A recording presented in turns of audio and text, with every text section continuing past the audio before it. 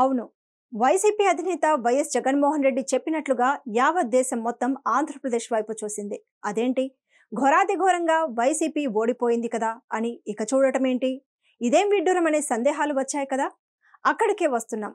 ఈ సందేహాలన్నింటికీ clear cut గా సమాధానాలు దొరకాలంటే ఈ వీడియో చూడాల్సిందే. ఆంధ్రప్రదేశ్ ఎన్నికలు ముగిసిన తర్వాత వైసీపీ కోసం అహర్నిశలు కష్టపడి పనిచేసిన ఐపాక్ టీంను అభినందించడానికి వైఎస్ జగన్ ఆఫీస్కు వెళ్లిన సంగతి తెలిసిందే.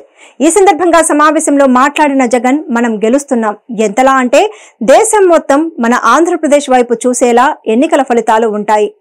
ఇక పీకే మాటలు మనం పట్టించుకోనక్కర్లేదు అని చెప్పుకొచ్చారు. అది కూడా బల్లగుద్ది మరీ జగన్ పదే పదే చెప్పారు. ఇక అధినేతే చెప్పాక మనదేముంది అని మంత్రులు, అభ్యర్థులు ఎంత హడావుడి చేశారో ప్రత్యేకించి చెప్పనక్కర్లేదు. వైసీపీ కార్యకర్తలైతే సోషల్ మీడియా వేదికగా జగన్ మాటలను పట్టుకొని సినిమా రేంజ్ లో గ్రాఫిక్స్, డైలాగ్స్ జోడించి నానా రచ్చరచ్చే చేశారు. సీన్ కట్ చేస్తే అటర్ ఫ్లాప్.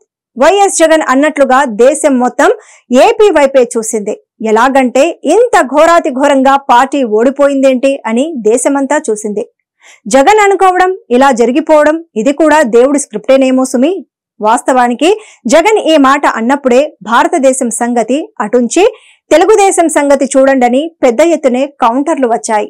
ఇప్పుడు అటు దేశం, ఇటు తెలుగుదేశం రెండు ఏపీ వైపు గట్టిగానే చూశారుగా. ఇది దేశం మొత్తం ఏపీ వైపు చూడటం అంటే అర్థమైంది కదా.